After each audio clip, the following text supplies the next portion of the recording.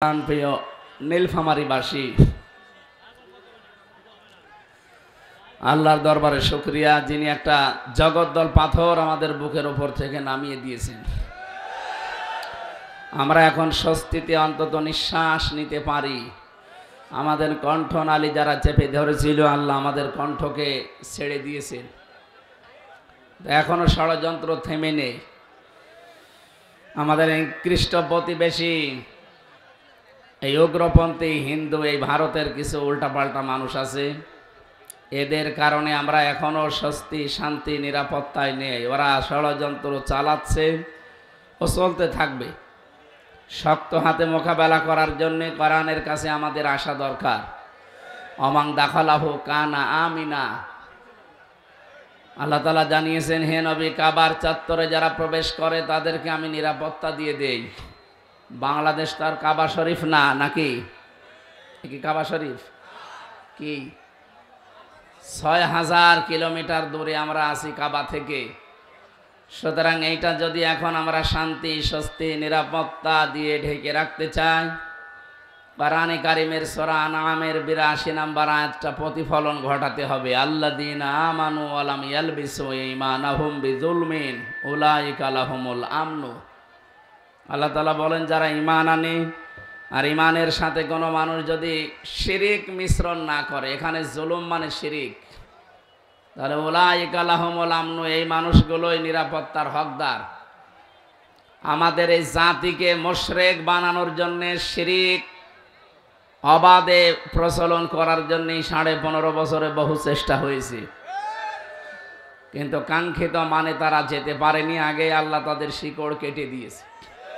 ফাকতিয়া দাবিরুল কওমিল্লাযীনা যালামু, আল্লাহ বলেন জালেমদের শিকড় কাটা হয়ে গেছে। এই এটা এত নড়ে কেন?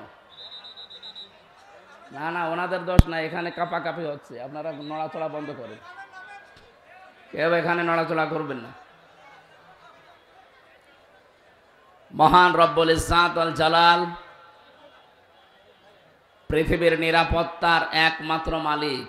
কাবা শরীফকে যদি নিরাপত্তা দিয়ে ঢেকে রাখতে পারে, আমাদেরকে পারবেন না? আমরা শিরিক থেকে জাতিকে বাঁচাতে চাই।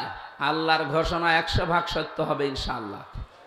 যারা শিরিকের ভেতরে নিমজ্জিত, আপনি মনে করছেন তারা খুব নিরাপত্তায় আছে? দেখেননি পরশুদিন ট্রাম্প কি বলেছে, যে ১৬ লাখ ভারতীয় অবৈধ যারা আছে, সব বৈধ হোক অবৈধ হোক, ওই দেশে রাখবে না, সব পাঠিয়ে দেবে। আমাদের সাথে সম্পর্ক খারাপ করার কারণে ওদের আলু, ওদের পেঁয়াজ সব বর্ডারে পৌঁছে যাচ্ছে। আমাদের চিকিৎসা দেবে না, এজন্য আমরা এখন পাকিস্তান, তুরস্ক, চীন, অন্যান্য দেশে যাওয়া আরম্ভ অলরেডি করেছি। ওরা এখন না খেয়ে মরছে। আমাদেরকে ভয় দেখিয়েছিল মুশরিকরা, যে আমাদের দেশ থেকে আলু, পেঁয়াজ, চাউল যদি না যায়, এই উগ্রবাদী, মৌলবাদী এরা কি খেয়ে থাকে দেখব। আমাদের খাবার চিন্তা করার দরকার নেই, তোদের নিজেদের খাবারের চিন্তা কর। আর এই যে মলং সাংবাদিক একজন আছে রে, হকার, এই শয়তান কয়েকদিন ধরে উল্টাপাল্টা কথা ছড়াচ্ছে, যা আমরা চট্টগ্রাম নিয়ে নেব। আরে দাদা, আপনি কি যৌতুক নেবেন? আর মেয়ে তো পালিয়ে গেছে, যৌতুক কিসে? ও বিয়েই তো আমরা মানি না। এতদিন খালি মিথ্যা ছড়িয়েছে যে স্বামী স্ত্রীর সম্পর্ক। কিসের স্বামী স্ত্রী? যার সাথে গেছে তার তো ফুল হাতা, আর আমাদের হাফ হাতা। হ্যাঁ, আমাদের হাফ হাতা না? আর ও দাদার কি ফুল হাতার সাথে হাফ হাতা যায়? ওরে যদি এখন মুসলমানি বানাতে হয়, তে বুড়ো বয়সে গুড়া রেখে কেটে বাদ দেওয়া লাগবে। আমি কি এটা বানিয়ে বললাম? সূরা বাকারা ২ নম্বর পারা ১৪ নম্বর পৃষ্ঠা ৪ নম্বর লাইনের ২২১ নম্বর আয়াতে আছে, মাঝের অংশে আছে, ওয়ালা তুনকিহুল মুশরিকিনা হাত্তা ইউমিনু। যতক্ষণ পর্যন্ত মুশরিক পুরুষ ঈমান না আনবে, কোন মুমিনা নারীর প্রতি তাকে বিয়ে দেওয়া জায়েজ নেই। এই ফতোয়া দিয়েছেন কে? আরো জোরে বলেন কে? সুতরাং আপনি মুসলমান হবেন কিনা দেখেন আগে। আর মুসলমান এখন বানানোর তো কায়দাও নেই। কোন ডাক্তার দিয়ে বানাবো? দেখা যাচ্ছে গোড়া থেকে জিনিসপত্র তো নেই। জিনিসপত্র থাকলে বউ চলে যায়। এই কথা বলছে না কেন? দাদার বউ আছে? নেই। সবচাইতে বড় বিষয়, আপনি একটা মুশরিক। কি সত্যকে সত্য বলা যাবে না? সে যে মুশরিক, এবার ফতোয়া দেওয়া লাগবে। কয়েকদিন আগে সিঙ্গাপুরে গিয়েছিলাম, ওরা আমাকে আলোচনার বিষয় দিয়েছে কাফের এবং মুসলমানের ভেতরে পার্থক্য কি। এখন 4,500 ধর্মের লোক এই পৃথিবীতে আছে, 257টা রাষ্ট্র, স্বাধীন পরাধীন মিলে 195টা জাতিসংঘের আন্ডারে আছে। এখনো বাকিগুলো সদস্য হতে পারে নাই। এ সিঙ্গাপুর একটা। আমাদের বাংলাদেশের আমার মনে হয় এই ডোমার আর ডিমলা মিলে যতটুকু হবে এতটুকু একটা দেশ। এদিকে ওদিকে মিলে 42-43 কিলোমিটার। এতটুকু মিলে যদি ওরা দেশ হয়ে এত বড় কিছু করতে পারে, বাংলাদেশ যারা ভয় দেখাচ্ছেন যে না খেয়ে মরবেন, তাদের কি হয় তারা যেন চিন্তা করে। তাদের কোনো বর্ডারের সাথে মিল নেই। বিশ্বের আন্তর্জাতিক মোড়ল ছাড়া এটা কিন্তু লক্ষ্য করছে। ইন্ডিয়া এত বড় একটা দেশ, অথচ এর পাশে পাকিস্তানের সাথে ওদের মিল নেই, চীনের সাথে ওদের মিল নেই, নেপালের সাথে মিল নেই, ভুটানের সাথে মিল নেই, মায়ানমারের সাথেও মিল নেই, আফগানের সাথে একটা বর্ডার আছে চিকন, সেটার সাথেও মিল নেই। আর আমাদের সাথে তো নেই। কথা বলেন না কেন? এতদিন ছিল শুধু কন্যার কারণে, কন্যা এখন চলে গেছে, এখন মিল কেটে গেছে। সম্মানিত ভাইরা, সবচাইতে বড় বিষয়, আপনারা স্বামী স্ত্রীর সম্পর্ক চাই বলেন না কেন, এটা কখনো জায়েজ হবে না যতক্ষণ ও দাদা হাফাতা না হবে। হাফাতা হওয়া এখন তো সম্ভব না। কি সম্ভব আছে যদি তাকে আল্লাহ হেদায়েত দান করে।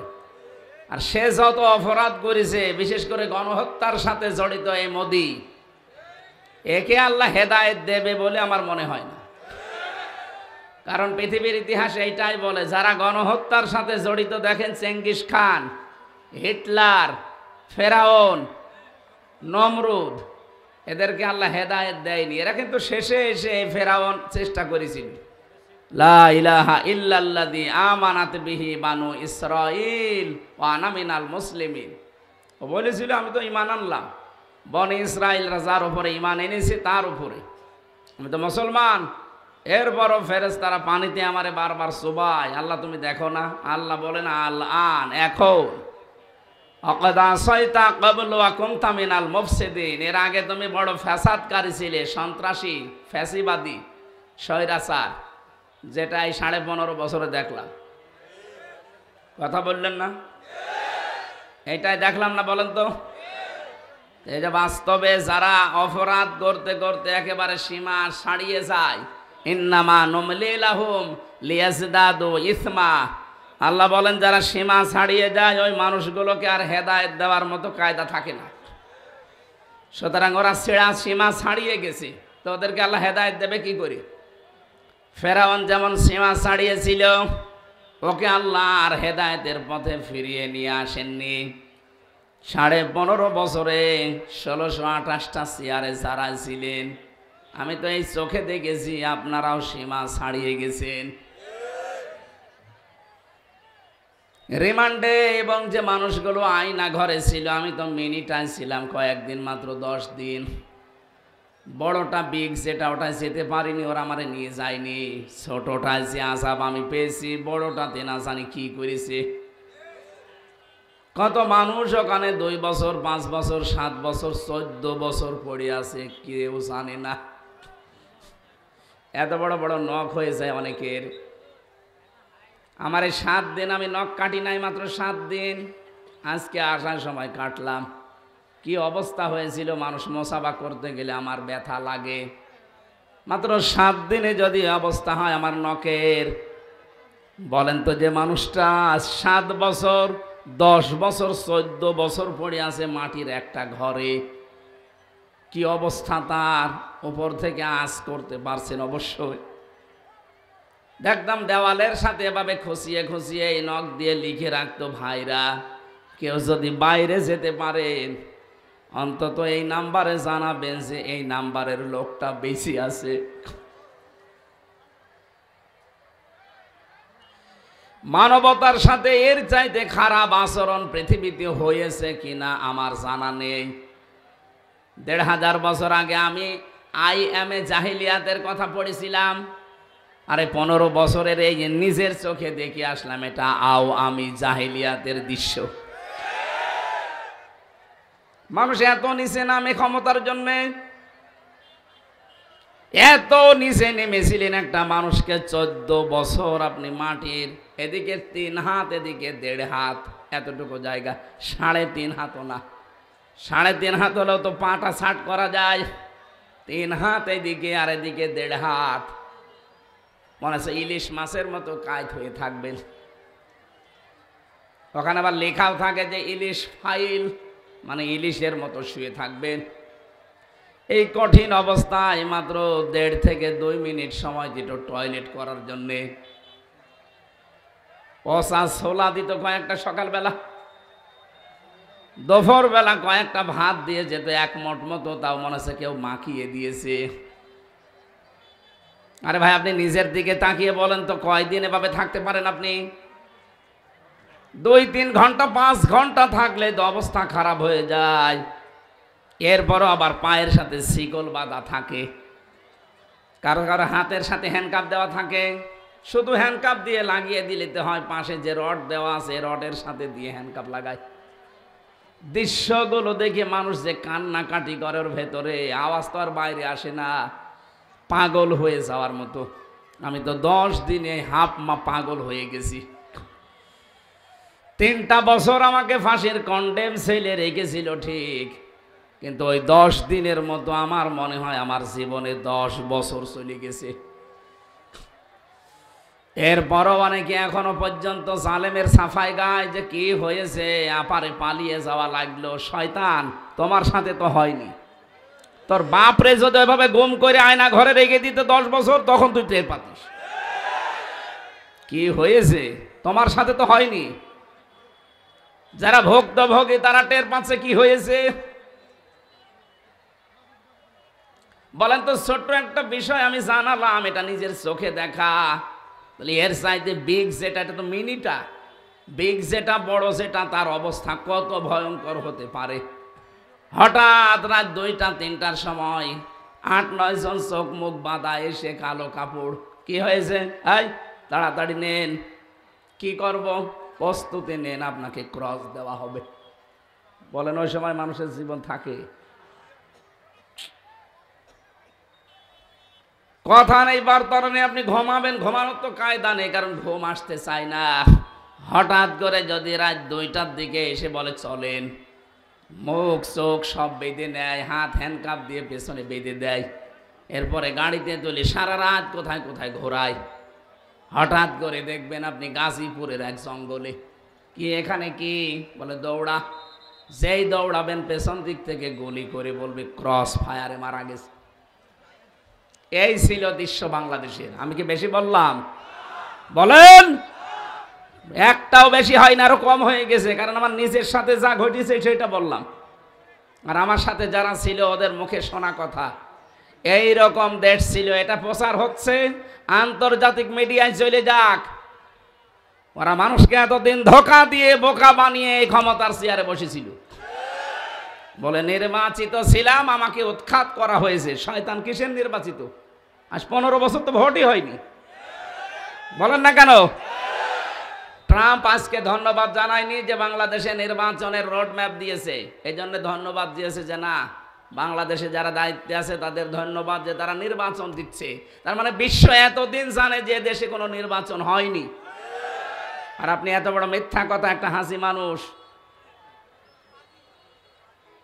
সে পাঁচি হোক আর হাসি হোক, এত বড় মিথ্যা কথা একটা হাসি মানুষ বলে কি করে? না, আপনার এই কথাগুলো বিশ্বে প্রচার হলে আমরা হাসির পাত্র হয়ে যাব, সারা দুনিয়া জানবে যে বাংলাদেশে তো এমনি মিথ্যা কথা বলতো, তো এখনো মিথ্যা ছাড়েনি। কথা বলেন না কেন? আমি আশা করছি আপনারা আর মিথ্যা কথা বলবেন না। এ দেশটা বিশ্বের ২৫৭টা দেশের ভেতরে একটা উজ্জ্বল দৃষ্টান্ত। সারা জীবন ভারত আমাদের বিপক্ষে মিথ্যাচার করেছে যে আমাদের দেশে নাকি সংখ্যালঘু নির্যাতন হয়, অথচ এখন সবচাইতে বিশ্বে বেশি সংখ্যালঘু নির্যাতন ভারতে। ওরা মুসলমানদেরকে গরু খাওয়ার অপরাধে জবাই করে, আল্লাহর ঘর মসজিদগুলো কালকেও একটা ভেঙেছে। সারা বিশ্বে শুনি যে মাটির নিচে বিভিন্ন মানুষ তেল পায়, গ্যাস পায়, সোনা পায়, লোহা পায়, আর এই শয়তানরা সব মাটির নিচে মসজিদ পায়। ওরা মাটির নিচে এখন মন্দির পাচ্ছে, মসজিদগুলো ভেঙে ভেঙে বলছে এখানে 500 বছর আগে মন্দির ছিল। জবাই করা দরকার হয় মুশরিকদেরকে। আল্লাহ তো কোরআনে এমনি দেয়নি, ইয়া আইয়ুহাল্লাযীনা আমানু ইন্নামাল মুশরিকুনা নাজাসুন, হে ঈমানদারেরা ভালো করে শোনো, মুশরিকরা অপবিত্র, ফাকতুলুহুম, তাদেরকে হত্যা করো যেখানে পাও। এমনি বলেন, আমার মনে হয় এই কারণে বলিস, যারা আল্লাহর ঘর ভুয়া ধোয়া তুলে ভেঙে দিতে পারে, বলে 500 বছর আগে এই জায়গায় মন্দির ছিল, আমরা ভেঙে আবার মন্দির বানাবো। এখন যদি বলে ঢাকার স্বামীবাগের ইস্কন মন্দির যেটা, এটা 500 বছর আগে মসজিদ ছিল, বলেন কি করবেন? আমাদের ধর্মে যেহেতু বাড়াবাড়ি নেই, আমাদের ধর্মে যেহেতু জোর জবরদস্তি নেই, এই জন্যে 850 বছরে এলাকাটা মুসলমান শাসন করেছে। এরপরও একজন হিন্দুকেও জোর করে আমরা মুসলমান বানাইনি। কথা বলেন না কেন? যদি ধর্মে আপনাদের মতো এরকম উগ্রপন্থী উগ্রতা থাকতো, আমাদের ধর্মে বাড়াবাড়ি থাকতো, আল্লাহর কসম এই এলাকায় একটা হিন্দু থাকতে পারতো না, সব মুসলমান হয়ে যেত। আমরা পরধর্ম সহিষ্ণু জাতি এই পৃথিবীতে। 257টা রাষ্ট্রে এখন রেকর্ড বের হচ্ছে, সবচাইতে বেশি সাম্প্রদায়িক সম্প্রীতি নিয়ে মানুষ বাস করে বাংলাদেশে। গতকালকেও পঞ্চগড়ের একজন আর ওই যে ঝিনাইদহ মাগুরা, এই 2 জেলার 2 মহিলা গেছে ইন্ডিয়াতে, ওরা হাতের চিকিৎসা করাবে এই জন্য গেছে। ওখানে হিন্দু সাংবাদিক ওই মলম যেটা আছে, এরকম কিছু আছে না জারজ, এই জারজগুলোর নামে কালকে দেখলাম এই জারজের নামে একটা মামলা হয়েছে, যে চট্টগ্রাম নিয়ে নেবে এই কথা জানিয়েছিল। এদেরকে যে বলছে আপনাদের মনে হয় বাংলাদেশে টিকতে দিচ্ছে না, আপনাদের মেয়েদেরকে মনে হয় রেপ করা হয় না, বলছে না 5 তারিখের পর থেকে আমরা আরো সব চাইতে বেশি নিরাপদে আছি।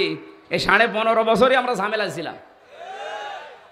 শয়তান কথা শোনার পরে ওর মুখ গেছে বিড়ালের মতো। এটা আন্তর্জাতিক বিশ্বে আজ মিডিয়াতে প্রচার হচ্ছে, তামাম দুনিয়া এখন জেনেছে যে এরা উগ্র, এরা সবচাইতে মানবতার জন্য মারাত্মক শত্রু। ট্রাম্প একজন খ্রিস্টান, ডোনাল্ড ট্রাম্প কি বলেন? তাদের খ্রিস্টান ধর্মের মেয়েদেরকেও এই মুশরিকরা ছাড়ে নাই। আপনারা দেখেননি ভারতে উলঙ্গ করে খ্রিস্টান 2টা মেয়েকে হাঁটিয়েছে, এটা ট্রাম্প দেখছে না? ও সাথে মাতাল হলেও তাহলে ঠিক আছে, এখানে ক্ষমতা পাওয়ার পরে 20 তারিখে জানুয়ারি তার শপথ হবে। ও বলেছে শপথ নেওয়ার পরেই 16 লাখ ভারতীয় যারা আছে এই দেশে আমেরিকায় সব পাঠিয়ে দেব। এবার ঠেলা টের পাবে। মানুষের ক্ষতি করতে গেলে আল্লাহ কিন্তু তারে ছাড় দেয়, ছেড়ে দেয় না। যা করেছেন মানব হত্যার সাথে আপনারা জড়িত, গণহত্যার সাথে যারা জড়িত, এই মানুষগুলোকে আল্লাহ বলেন আমি ঘৃণিত করে দেই। আর যারা মানুষের বিরুদ্ধে দুর্বিসন্ধি করে, ষড়যন্ত্র করে, বিপদে ফেলে দেয়, যেখানে বসে বসে এই কাজ করে ওই জায়গাটাও আল্লাহ অভিশপ্ত করে দেয়। এর প্রমাণ বাংলাদেশ। না, মাইকটা নেওয়া আমার মনে হয় ঠিক হয়নি, এ মাইক কোনো মাহফিলে দেবেন না। যারা পারবেন না সে কাজ করতে যান কেন? এখন বলেন যে আপনার কারেন্টের ভোল্টেজ নেই কেন? 4-5টা জেনারেটর নিতে পারেননি? আমার এই গলাটা এখন ভেঙে গেলে এখন আমার অনুষ্ঠান বাকিগুলো কি হবে? যে এখনই তো গলা ভেঙেছে, এই জন্যে যে আসতে চায় না বাইরের গুলোতে। সূরা নমল 19 নাম্বার পারার 20 নাম্বার পৃষ্ঠা 7 নাম্বার লাইনে আছে, এটা 52 নাম্বার আয়াত। আমি আয়াতটা বাংলাদেশের সাথে মিলিয়ে দেখেছি। ফাতিলকা বুয়ুতুহুম খাবিয়াতাম বিমা যালামু। আল্লাহ পাক বলেন একটু তাকান, এই সেই ঘরগুলো খাবিয়াতান আমি জনশূন্য করে দিয়েছি, পরিত্যক্ত বানিয়ে দিয়েছি। বিমা জলামু, কারণ এখানে বসে বসে জালেমরা জুলুমের দুর্বিসন্ধি করত। এই আয়াতটা কত বাস্তব, আপনি ওই ধানমন্ডির বাড়ি থেকে শুরু করে বাংলাদেশে 630টার উপরে থানা আছে, যত জায়গায় জালেমদের বাড়ি ঘর আপনি তাকান, যেখানে মানুষের বিরুদ্ধে ষড়যন্ত্র হতো ওই বাড়ি ঘরগুলো আজ আল্লাহ পরিত্যক্ত বানিয়ে দিয়েছেন। আমার কুষ্টিয়ার হানিফের বাড়ি যান, দেখবেন ওটা এখন জাতীয় টয়লেট হয়ে গেছে। কি কথা বলে না কেন? আমি এই যে কয়েকদিন আগে কিশোরগঞ্জে গিয়েছিলাম, জেলা কিশোরগঞ্জ, ময়মনসিংহ, যে অফিসটা দেখে আসলাম, জালেমরা যেখানে দুর্বিসন্ধি করত ওই জায়গাটা পর্যন্ত এখন গণ টয়লেট হয়ে গেছে। তাহলে আমরা এই সমস্ত দৃশ্যগুলো দেখে কি নিতে পারি? ইন্না ফি যালিকা লায়াতাল লিকাউমিন ইয়ালামুন। আল্লাহ পাক বলেন এখানে শিক্ষা আছে তোদের জন্যে। এত বড় বিশাল শিকড় যদি আমি আল্লাহ উপড়িয়ে ফেলতে পারি, আগামীতে যারা চেয়ারে বসবে এরা যদি জালেম হয়, এদের বাড়ি ঘরও আমি জনশূন্য করে দেব। আমি আশা করি কোরআনের এই আয়াত দিয়ে আমরা কি বোঝাতে চেয়েছি আপনি বুঝেছেন। আগামীতে যারা আসবেন সাবধান। কিন্তু আমরা দেখতে পাচ্ছি এখনই অনেকে শুরু করে দিয়েছেন চাঁদাবাজি। থালা হাতে এখনো পাননি, এখনই যদি আপনি এই কাজ করেন তো থালা হাতে পেলে কি করবেন? এই জন্যই তো মানুষ সব বুঝে ফেলছে যে না, এ খাই পার্টি দরকার নেই। যে মানুষগুলো চায় এই দেশে চাঁদাবাজি থাকবে না, দুর্নীতি থাকবে না, সেই মানুষগুলো যদি সামনে আসে, 53 বছর মানুষ ভুল ভালে ছিল, এখন অনেকে পাগল ভালো হয়ে যাচ্ছে। সামনে যদি ইসলাম সত্যি এসে যায়, আমি আপনাকে গ্যারান্টি দিতে পারি, আল্লাহর কসম, আপনি কাবা শরীফের মতো নিরাপত্তা নিয়ে থাকতে পারবেন। কি কথা বলেন না কেন? আমার আজকের তেলাওয়াত কিন্তু আয়াতের ভেতরে আল্লাহ 5টা বিষয় দিয়েছেন। ভালো করে মিলিয়ে দেখবেন আমাদের ভেতরে এগুলো আছে কি না। সূরা আনফাল আল্লাহ রাব্বুল আলামিন বলেন 2 নম্বর আয়াতে, ইন্নামাল মুমিনুনা আল্লাযীনা ইযা যুকিরাল্লাহু ওয়াজিলাত কুলুবুহুম। আরে আল্লাহর দৃষ্টিতে মুমিন তারা যাদের দাড়ি বড় বড়। দাড়ি বড় হলেই যদি আল্লাহর দৃষ্টিতে মুমিন হওয়া যেত, তাহলে দরবেশ 36,000 কোটি টাকা মারিং কাটিং করিস। ইসলামের আইন যদি এদেশে থাকতো, ও দরবেশের হাত একটা না দুইটাই কাটা পড়ে যেত। কারণ 10 টাকা পরিমাণে চুরি করলেই তার হাত কেটে দেওয়ার নিয়ম। আরো করেছে 36,000 কোটি। আপনি এক জীবনে গণনা করেও শেষ করতে পারবেন না। পদ্মা সেতু কয়েকবার ওরা বাজেট করে করেও বানিয়েছে 32,000 কোটি টাকা দিয়ে। যদি এক বাজেটেই হয়ে যেত তো 10,000 কোটিতেই হয়ে যেত। খালি দুর্নীতির নাম নিয়ে নিয়ে মারিং কাটিং করবে, এই জন্য 3বার বাজেট বাড়িয়ে 32,000-এ ঠেকেছে। তার মানে পদ্মা সেতু আর একটা বানিয়ে 4,500 কোটি টাকা আরো দেরি থাকতো। কথা বলেন ঠিক কিনা? এত বড় বিশাল অপরাধ যে মানুষগুলো করেছে, তাদের চেহারা দেখেছেন, মনে হচ্ছে জান্নাত থেকে পালিয়ে এসেছে। এই জন্য আমরা আহ্বান জানাচ্ছি, আল্লাহর দৃষ্টিতে আমাদের মুমিন হওয়া লাগবে। আল্লাহর দৃষ্টিতে মুমিন তারা যে মানুষগুলোর সামনে আল্লাহর নাম উচ্চারণ হলে ওয়াজিলাতে কুলুবুহুম, তাদের ভেতরে অন্তরাত্মা কেঁপে কেঁপে উঠবে। ওয়াইদা তুলিয়াত আলাইহিম আয়াতু, এই মানুষগুলোর সামনে আল্লাহর আয়াত তেলাওয়াত হলে যাদাতুহুম ঈমানা, তাদের ঈমান যা আছে আরো বেড়ে যাবে। রাব্বিহিম ইয়াতাওয়াক্কালুন, এই মানুষগুলো বাড়ি যাওয়ার সময় একবারে ভরসা করে যাবে কার উপরে? এই শব্দটা নিয়ে আমাদের মুসলমানদের ভেতরে একটা ভেজাল আছে, দুর্বিসন্ধি আছে, যে আমরা মনে করি আল্লাহর উপরে ভরসা মানে আন্দাজে হাঁ করে বসে থাকা। না, নবীজি নিজের জীবনে তাওয়াক্কুল যেটা, ভরসা যেটা, এটা তিনি দেখিয়েছেন। হিজরতের রাতে আল্লাহর নবী মোহাম্মদ রাসূলুল্লাহ যেদিকে যাওয়ার কথা ওদিকে না গিয়ে উল্টা পথে গিয়েছিলেন মদিনায়। শুধু এতটুকুই শেষ করেননি, হযরতে আবু বকরকে বলেছিলেন যাওয়া লাগতে পারে, তুমি প্রস্তুতি নিয়ে রাখবে।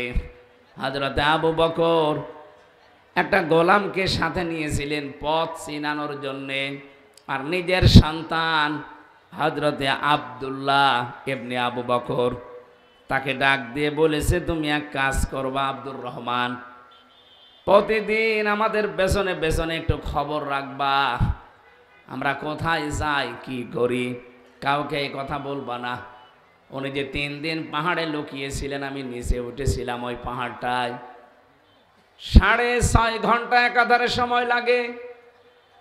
এই জায়গা এখন তো সিঁড়ি দেওয়া আছে বিভিন্ন জায়গায়, 1500 বছর আগে কোনো সিঁড়ি ছিল না। নবীজি ওখানে ওঠার পর সিদ্দিকে আকবর হযরতে আবু বকরের সন্তান আব্দুর রহমান তিনি প্রতিদিন ওখানে খাবার পৌঁছিয়ে দিতেন কাফেরদের চোখ ফাঁকি দিয়ে দিয়ে। আর দিনের বেলা ছোট মানুষ হওয়ার কারণে বাজারে ঘাটে বিভিন্ন জায়গায় কাফেররা কি বলে শুনে খবর পাঠিয়ে দিতেন। আমাদের এখানে শিক্ষা নেওয়ার বিষয় আছে।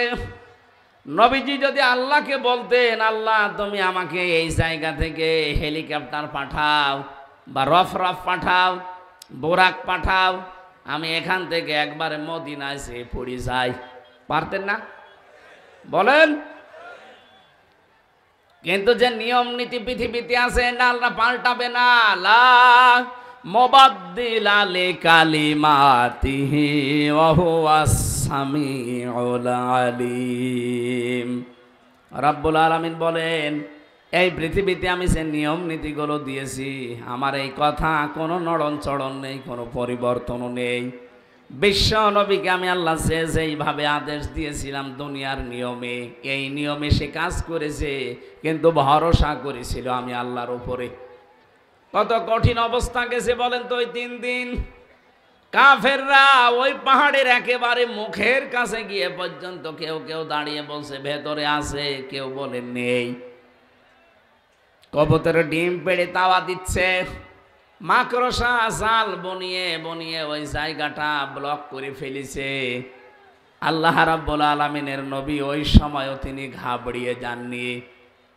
আল্লাহ পাকের দিকে ভরসা করে তাওয়াক্কুল করে বলেছিলেন, ইযহুমা ফিল গার ইয ইয়াকুলু লিসাহিবিহি লা তাহজান ইন্নাল্লাহা মা'ানা।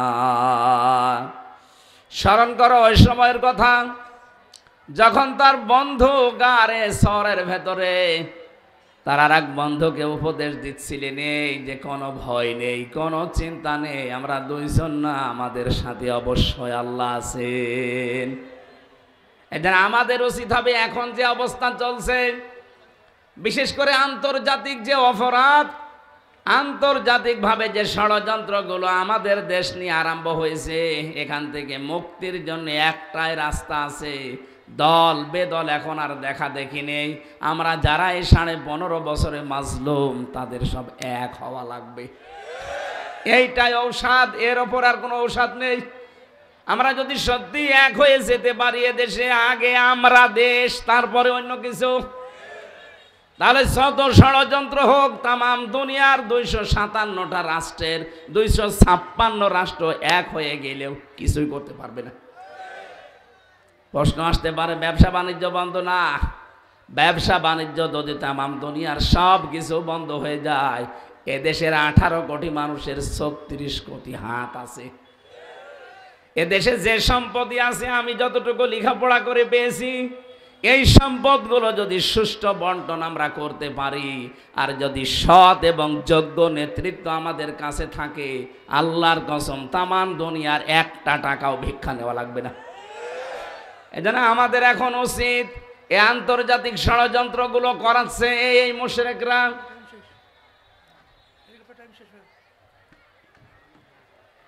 যারা চেষ্টা চালাচ্ছেন আরে ভাই আপনি অনেকে চিন্তা করছেন আমি তো কিছু পাইনি, অনেকে অনেক কিছু পেয়েছে, পাক। আপনি কিচ্ছু পাননি, কিন্তু জালেম থেকে তো হালকা মুক্তি পেয়েছেন। এইটাই কম কিসের? এখন আপনি বাইরে গেলে খুন, ঘরে থাকলে গুম, এই সিস্টেম এখন আর নেই। আর কিছুদিন যেতে দেন। কোরআনে কারিম যদি সত্যি আপনার উপরে দেশে ছায়া ফেলতে পারে, কাবা শরীফের মতো নিরাপত্তা দিয়ে ৫৬,০০০ বর্গ মাইল আল্লাহ ঠিকই রাখবে। আর ওইটা যখন সামনে দেখতে পাবেন তখন আমাদের কাজ হবে আল্লাযীনা ইউকিমুনাস সালাতা ওয়া মিম্মা রাযাকনাহুম ইউনফিকুন। নামাজ আগে না, আগে ঈমান ঠিক রাখা দরকার। ঈমান আজকে চুরি করার জন্য কতগুলো লাইন ওরা খুলে রেখেছিল, ওই লাইনগুলো এখন আস্তে আস্তে বন্ধ হচ্ছে। কথা বোঝেন আপনি? আপনি টের পাচ্ছেন না? জ্ঞানী মানুষ টের পাবে। কতগুলো লাইন ওরা খুলে রেখেছিল আমাদের ঈমানকে চুরি করার জন্য, নষ্ট করার জন্য। ওই রাস্তাগুলো এখন ব্লক করা হচ্ছে। সম্মানিত মা বোন যারা এসেছেন, আপনার জন্য একটাই ওয়াজ আমার, যাদের স্বামী বেঁচে আছে এই মানুষগুলোকে সন্তুষ্ট রাখবেন। আর স্ত্রী যাদের বেঁচে আছে, স্বামীদের জন্য সবচাইতে বড় ওয়াজ, নিজের স্ত্রী বাদ দিয়ে অন্য কাউকে কামনা করাই জায়েজ নেই। এই জন্য যারা পরকীয়া প্রেমী আছেন এই মুহূর্তে তাওবা করে ফিরে আসেন। ফিরে আসবেন কারা কারা? হাত তোলেন তো। এই মুরব্বি, কার সাথে লাইন করেন আপনি? হ্যাঁ, মুরব্বি বয়সে এখনো চরিত্র পাল্টাননি ভাই। আজকে আসলে মাহফিলটা যারা হেলিকপ্টারে করে নিয়ে এসেছে ওনাদের মাহফিল। এইটাই তো আমি একটু বেশি হয়ে গেল। আগামী থেকে রাতের বেলায় মাহফিলটা নিয়ে, দিনের বেলায় একটু সমস্যা আমার, আর শারীরিক অবস্থা চারিদিক থেকে খেয়াল করে আমি আজকে আর আগাতে পারছি না। পাইলট ওদিকে তাড়াতাড়ি করছে, ওনাদের আবার ঢাকায় পৌঁছানো লাগবে আর একটা অনুষ্ঠান শেষ করে। আজকের মতো আমরা শেষ করলাম। আমিন, আল্লাহুম্মা আমিন। লা ইলাহা ইল্লা আনতা সুবহানাকা ইন্নী কুনতু মিনাজ জালিমিন। আল্লাহুম্মা গফিরলি ওয়ারহামনি ওয়াহদিনি ওয়াফিনি ওয়ারযুকনি ইয়া রাব্বাল আলামিন। আল্লাহ তাআলা, তোমার বান্দা বান্দিরা বড় আশা নিয়ে এসেছিল, যতটুকু বলেছি মেনে চলার তৌফিক দাও। আগামীতে এই মাহফিলটা কোরআনের প্রচারের জন্য আরো বিশাল আকারে কবুল করে নাও।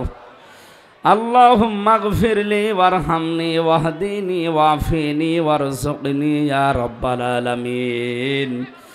আমরা যারা অসুস্থ আছি আমাদেরকে শেফায়ে কামেলা আজেলা দান করো। যখন এই ঈসার কাছে মরণ চলে আসবে, আল্লাহ তাআলা চর্ম চোখে যেন আমরা দেখে যেতে পারি এ দেশটা কোরআনে কারিম দিয়ে চলছে। আলহামদুলিল্লাহি রাব্বিল আলামিন। লা ইলাহা ইল্লাল্লাহু মুহাম্মাদুর রাসূলুল্লাহ।